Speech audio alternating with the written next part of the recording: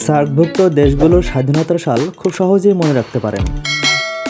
যেমন আমরা যদি আফগানিস্তান, পাকিস্তান এবং ভারতের দিকে তাকাই, সেগুলো মনে রাখার জন্য শুধু 47 মনে রাখলেই হবে।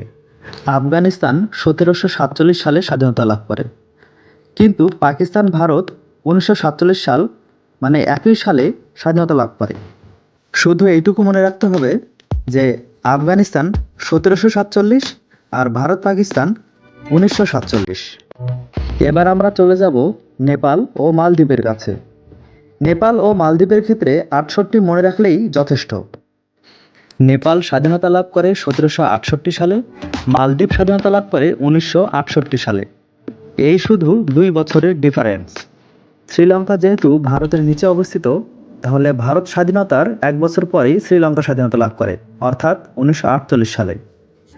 আর ভুটানের স্বাধীনতার সাল তো মনে রাখার মতো একটি সাল। চর্যাপদ যে বছর আবিষ্কৃত হয়েছিল, ঠিক সেই বছরেই ভুটান স্বাধীনতা লাভ করে, অর্থাৎ 1907 সালে। অবশেষে বাংলাদেশের স্বাধীনতার সাল মনে রাখার কোনো কৌশল অবলম্বন করার প্রয়োজনীয় হয় না, কারণ আমরা জন্মগতভাবেই জানি বাংলাদেশ 1971 সালে মহান মুক্তিযুদ্ধে স্বাধীনতা লাভ করে।